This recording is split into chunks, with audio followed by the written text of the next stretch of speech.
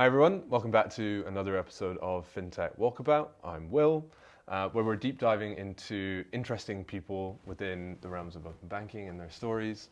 Joined today by a global giant in the world of software as a service, Ryan Joyce, the head of partnerships for UK and Ireland, right, from Salesforce. So it'd be great to just get a quick intro from yourself. Brilliant. Well, thank you, Will. And I'm not a global giant, but Salesforce certainly is when it comes to software and cloud computing. But yeah, I head up the FinTech industry at Salesforce in the UK. I've been with the company for about 8 years. It's changed a lot during that time. I remember walking in day one in 2014 and there was about 100 people in the UK and we had a single floor in the office. And now I think we're in excess of like 3,000 employees and we've got this lovely 10-floor office near Liverpool Street. So most of my career spent in the financial services space and working for technology companies. I was at IBM previously. Yep. And it's been a great journey. So you moved into financial services sales, right, at IBM. That's right. What was that transition like? And what was the transition like between IBM moving into Salesforce? Yeah, so I was a year or so off of the graduate scheme at IBM, and landed the role in the financial services team. Was super excited. They were the clients that spent the most with IBM, and about 3 months in, we had the global financial crash. So I remember being at a customer breakfast that I was hosting at. And it was kind of 7:45 in the morning and still nobody had arrived.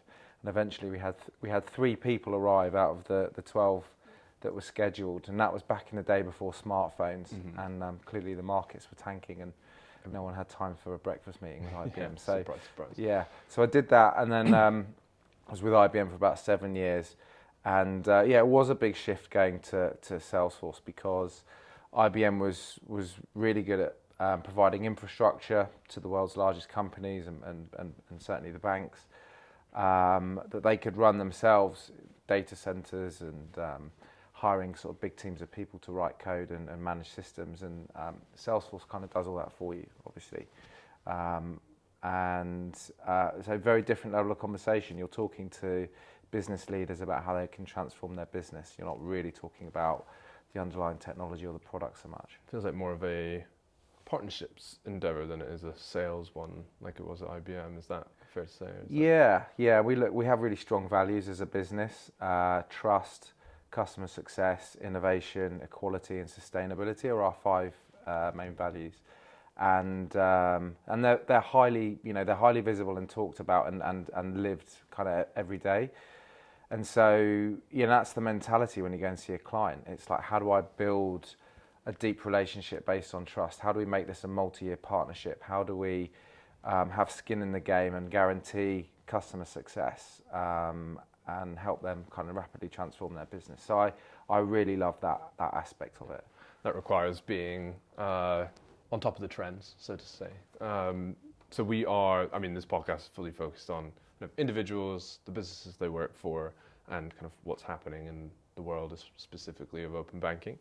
So kind of what overarching trends are you talking about with your partners, your clients at the moment at Salesforce? Yeah, I think right now it's all about the macro picture. I think macro is dictating everything. So we're out the back of the pandemic, and I think last year there was a real wave of optimism, and particularly in the fintech space, a real wave of investment through record year in terms of what VCs invested in fintech last year. And I think we're entering a very different regime now in 2022. It's inflation is raging, and the central banks need to get that under control with higher interest rates, and that will probably tip the global economy into some form of downturn or recession. So I think from the mentality of a fintech founder or CEO right now, I think last year it was all about how do we get ready for IPO? How do we use this money effectively to become more global, launch more products, hire lots of people, maybe diversify into different customer segments, And now I think it's a bit more, we still want to do all of those things, but how do we focus on our core business, our core proposition? How do we build deeper relationships with our customers and get more out of that? And I think that's throwing up some some interesting predicaments for some companies right now. Well, we're looking at obviously open banking specifically here, but things like crypto and beyond, as well as, well, is there you mentioned the pandemic actually. Is there anything that's kind of surprised you coming out the back of the pandemic? Obviously, we're now hitting this cost of living crisis that you mentioned, but we had that kind of window in between where valuations are skyrocketing and people are raising hundreds of millions for pre-seed and seed businesses, and fintech space especially has been a kind of microcosm of probably overinflated valuations, but exciting opportunities. So is there anything in that you've said like, didn't expect that, that's interesting, and kind of doubled down on it? So I'm going to try and be quite balanced here, because I think that I don't know if we've seen that much innovation in the last year or so. I think that I've observed a few things. I think there's we talked a second ago about the money raised and sort of the larger ambition for a number of these fintechs. But I think what we've seen is on the positive side, real progress around open banking, and I think that is really maturing now, and it's opening up all sorts of new opportunities, and we'll talk about that later. The only other sort of big thing that was pervasive last year was probably everybody rushing towards BNPL. There was a FOMO, if you like. Everybody had to have a BNPL proposition overnight, and I think that's certainly good for fintech, because credit can be easily monetized and you can make a lot of money out of it, and that will help build more sustainable business model for a number of fintechs. I believe over $120 billion was sort of paid for or funded through BNPL last year, and about 3/4 of BNPL consumers do make late payments, which is obviously how it's monetized. So yet to see whether BNPL has been good for the consumer, and now we're going into a very different kind of regime with the cost of living crisis. I wonder how that plays out, and I think regulation is needed. And I think that was the sort of big move last year. And other than that, I would say that maybe some of the existing sort of banking players probably caught up a little bit. Yeah. Totally anecdotal, but I obviously have accounts with a number of different providers, but using the HSBC app recently, and I think they've really, made a lot of improvement in the last 24 months. It feels very fintech. It feels very modern. It's very easy. We had the head of open banking from TSB on, and obviously we work with them, so it'd be nice to plug them anyway. But they've gone through this huge digital transformation, right? They've said, okay, how do we leverage what we're good at, which is the credit cards, the loans, mortgages, financial products, and start to bring in or build an ecosystem around all the other kind of day-to-day, month-to-month, year-to-year touch points that we could have with consumers. And I think BNPL has obviously been a part of that, but we haven't seen any of the big banks especially move into BNPL explicitly. Do you think they have an obligation to kind of help their consumer manage those things? Can I just jump in there quickly? Yeah. That microphone just waved down. Cool. And it's just picking up your shadow. Cool. Sorry, fix that.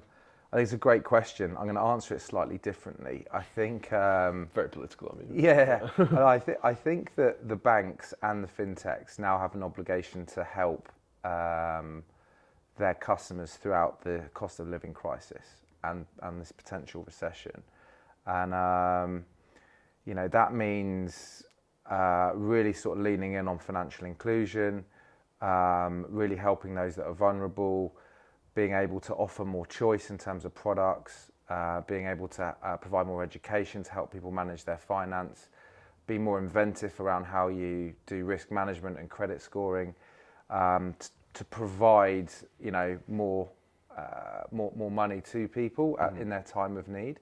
So I think BNPL is one option as part of that, and whether a bank wants to really double down on that or or use kind of a broader suite of products, I don't think it matters so much. I think it's more about really kind of focusing on the consumer right now and helping them through what's going to be a really difficult year or two. Because it's kind of towing that line of how bespoke can you get versus a product or service that's wide-ranging enough to make it, build a business case out of it for a financial institution, right?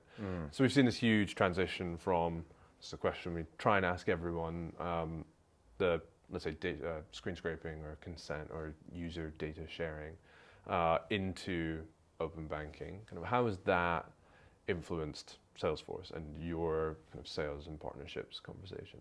Yeah, great question. So if I take a small step back just to sort of frame what Salesforce is and how companies use it. So our mission as a company is to help companies connect better with their customers. And so we've built this platform both through organic development, but also acquiring lots of businesses over the last 23 years that allows a company to manage the customer journey end to end and build a single source of truth around a customer. And so what that means is that you can provide a great employee experience internally because they can see all their customer data and they're given the tools to be productive in terms of how they service that customer.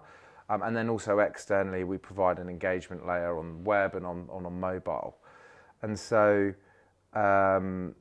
if I think about some of the primary use cases for open banking so far, it's around onboarding, it's around asset aggregation, it's around sort of credit, improving like creditworthiness and affordability calculations and decisioning, and then obviously there's a whole set of use cases around payments validation and things like that. So we're a platform, and the data that is exposed through open banking can then be brought in to augment the data that Salesforce has already collected around customers. And then that data can also be plugged into the front end experience to streamline an onboarding journey or streamline a decision around applying for a loan or applying for a financial product or something like that. So what does that actual approach look like for you guys? Because there are so many moving parts. Yeah. And at its most basic, right? You've got your account information services, your payment services. Has there been a strategy to build a foundation or to say we need to check these parts off before we can start to look at what else open banking can do? What's the approach look like? So we're one of our fundamental principles is that we are an open platform. We invested a lot in open APIs over the last 23 years, and we've sort of pioneered in that respect. And we've acquired a number of companies in the last 5 years that are heavily focused on the data transformation space. So Tableau for analytics and MuleSoft for API management and building APIs, etc. And so we leave it to our customers, whether they're a bank or a FinTech, to figure out like how do they want to use our platform to really kind of leverage open banking. But HSBC, and we talked about their mobile app a second ago, they've used the MuleSoft technology to create all of the open APIs around their mobile banking experience. That's why it was so good. And to become compliant with open banking itself, right? And in addition, MuleSoft have built a partnership with Plaid. So if MuleSoft is the chosen technology to manage APIs enterprise-wide with an organization, you can still go to the exchange and grab any of the open banking APIs or services that Plaid have created and still manage that seamlessly. So we're just trying to participate in the ecosystem and continue to give all our clients as much choice and flexibility as possible. So you mentioned HSBC, mentioned Plaid, who are obviously continuing to grow by the looks of it. Are there any kind of use cases that you're like, wow, they've really knocked it out of the park? I don't want to do the other side because it's just mean, and you probably won't be allowed to say it anyway. Are there any kind of underlying values in those organizations that you've seen do particularly well that that you can kind of identify similar trends across? Yeah, if I'm looking for best in class around open banking, I think we have to look at China. Generally, I think in Asia they seem to be ahead than the Western world in a number of areas, and I think there's a really good use case with my bank, which is part of Ant Financial and Group, and they're effectively an alternative lender to small medium businesses.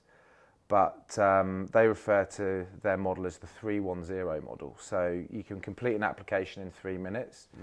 They can process that application and return a decision in roughly 1 second. And there's 0 human involvement. And they're collecting 1,500 data points, partly through what data is input online from the applicant, but also using open banking. And they've lent over the equivalent of $500 billion to small medium businesses all across China, and their default rate's less than 1%, which is pretty good for kind of micro loans and things. So, I kind of look at that and I think, wow, we've not really seen anything like that in the West yet, but that to me is pretty inspirational. I mean, we had Chairman of UK Finance in. I think one of the only people on the podcast to say,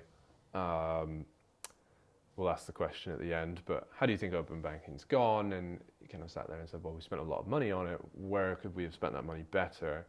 And then to the point you just made, started talking about, can we put some grit in the system to almost build in some friction to get around risk and fraud and start to be a little bit more hands-on, I suppose, in what we're doing, as opposed to automating it through the system without any human interaction. I was a little bit blown away by that, hearing that. So do you think we, as the UK or with the FCA, have the kind of capacity to do that as quickly? Or? Yeah, I think it's an interesting one. I mean, like, part of the reason that China's ahead is that it was totally unregulated for years, right? Yeah. So they basically just let Alibaba and have at it. And like the WeChat super app, but just crack on and build what you want, guys. And now, over the last 18 months, I think you started to see them put more regulation in place. I think that culturally we're more conservative and reserved anyway. Yeah. I think there are some huge positives around that because we've got standards around OBIE, we've got open banking excellence, we've got the FCA heavily involved, and they provide sandbox and investment for new entrepreneurs. And so I think our pace might be a little bit steadier, but I think ultimately that's going to protect everybody. And I think we are starting to see the volume, and we are starting to see real innovation. Great that we went live with VRP and sweeping this year, and some of them have. And there's more coming, right? There's some interesting stuff that I was I'm hearing about around how tax payments are managed and things like that. So it's coming. Yeah, I think it's a question I was going to ask you later, but I'll ask it now anyway. How do you see kind of what's happened in open banking being reflected across other industries? Or Salesforce obviously spans far wider than just financial services and FinTech. Is that something that you guys could be involved with, or Salesforce as an organization could be involved with, and almost emulating what's happened in open banking across utilities, telcos, insurance products, and so on? Because to your point, right, let's say the East was left to kind of go it alone and have at it from what is kind of ironically a very capitalistic outlook. But that's not happening here. I mean, we're not, what's the incentive for a Sky or an Aviva to open up their consumer data to the world?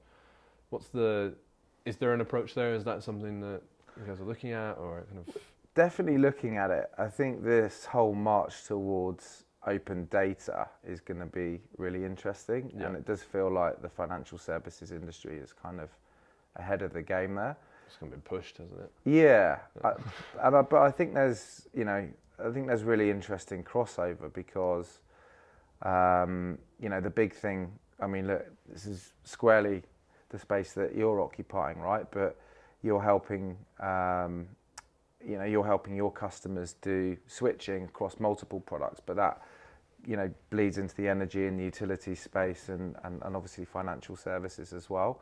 So I think it's only a matter of time before that data is made more available.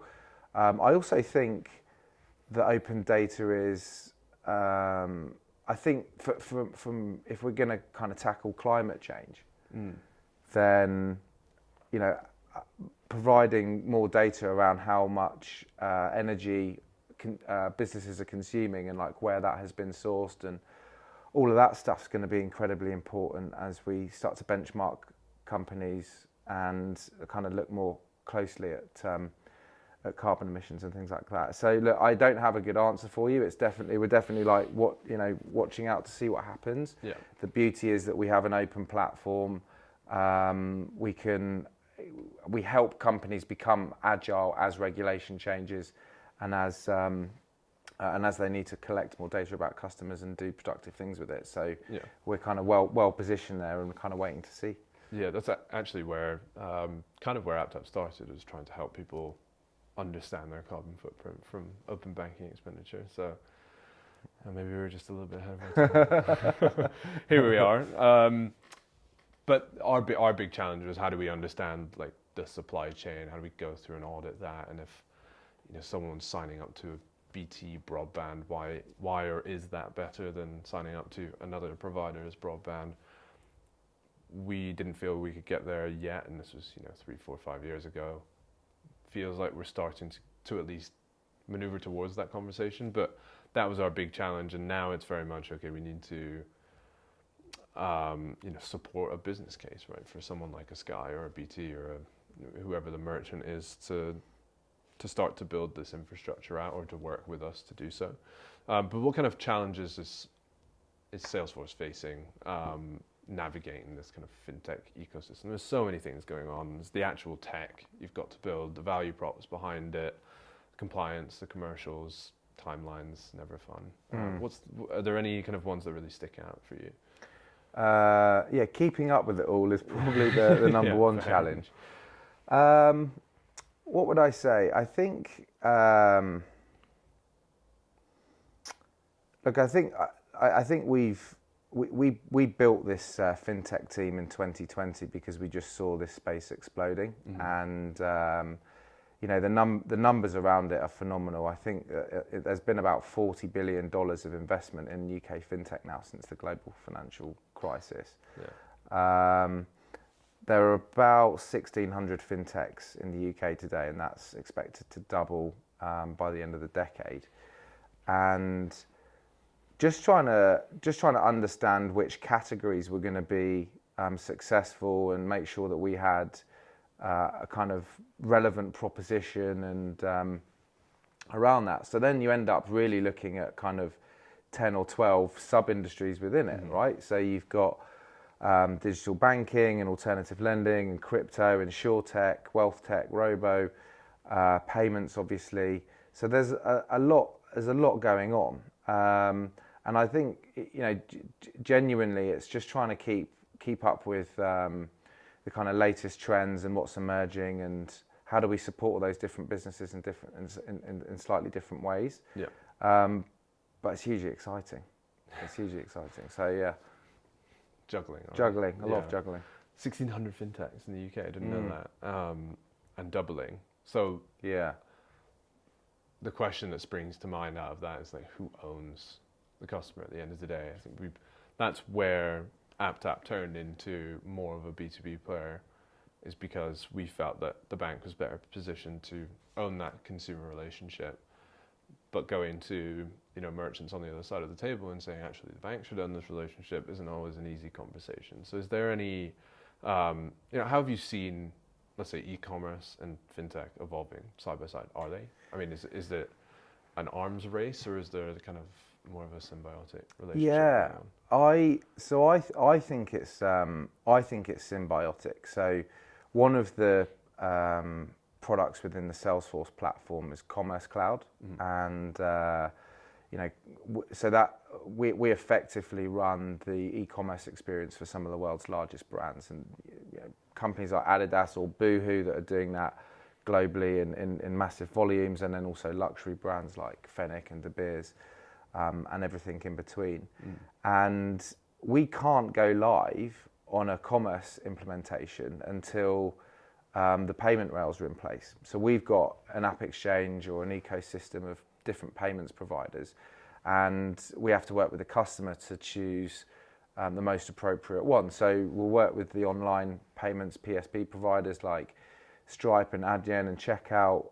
We have all the BNPL options of Firm and Klarna, go cardless for recurring payments. And where we're going next with it, and you'll see some announcements next week at Dreamforce, depending on when this goes live, around Salesforce payments.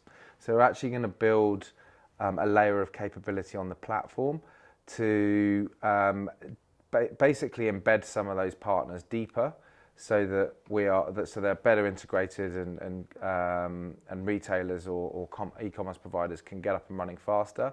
But also we'll start to embed some payments capability across all of our other products as well, so that payments data from any source, whether it's online or in store or whatever, can be collated around that customer record. Because once you start to bring payments data together with all the existing data you have around a customer, you can really get under the skin of their behaviours, and drive better personalisation, which is obviously a key kind of goal for Salesforce. This is exactly what we're trying to bring back to merchants, and say that we can help you optimize products and services and pricing, do that in real time. Maybe we should have a conversation, Ryan. Perfect. Well, appreciative of time. We've talked to loads of people. We were talking about it before this. We've had people from challengers, we've had banks in, we've had the regulator. All of them have similar but slightly different answers about kind of what gets them so excited about open banking. We've talked a lot about various different kind of moving pieces. What is it for you that you're like, this is fucking great, this is super cool, I'm going to get, this is what I see? Yeah, so like I think... Don't say AppTap. Well, definitely AppTap, number one. But like, I think just thinking like really, really big picture, I think one of the biggest challenges that we face as a society it's around inequality. And, that has got progressively worse over the last 40, 50 years.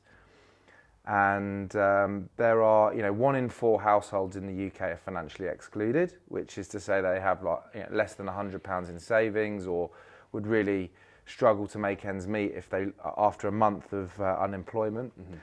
And whilst there's a debate going on around has open banking delivered yet, and have the costs been worth it and all that stuff, I think it's absolutely essential that we do this, right? We want to open up the playing field and tear down the barriers that have kind of existed for years around being able to offer financial services. We want, that data can be used to build more accurate credit scores, to make better lending and credit decisions, to fine-tune and personalise, different products to help consumers out in their time of need. And I think we're kind of at a point where that's going to be, hugely important over the next couple of years. Yeah. So that's what gets me excited. We don't know where this is all going to head, but we've basically created open banking. We've created this platform, if you like, for any new entrepreneur like yourself to build a business model around it and go and make a difference in society. I think it's hugely exciting. We're trying. But does it matter for a consumer, right? All of these new products that are hopefully going to help me out, or might even expose me in some regards. We had someone on the other day who was talking about how credit risk decisioning changes, whether it's actually, it was talking to the team at Experian, around how credit risk decisioning changes based on whether that's, here's 6 months of my transactional history, or here's access to open banking real time, 2 years of history or employment records or whatever. My question being, what does it matter, or does it matter at all, whether or not a consumer knows kind of how that's all happening, or is it just what they get out of it at the end of the day? Yeah, so I think we need to. So I think I have two points of view. I think firstly, consumers don't need to know the jargon, right? So they shouldn't care that we've created this. The industry has created this thing called open banking. But what I do think is really important is they understand what they're consenting to when they open up their data, and what are the benefits associated with that? What is that going to help them to do? And why is there consent around it, and what happens every 90 days and all that sort of thing.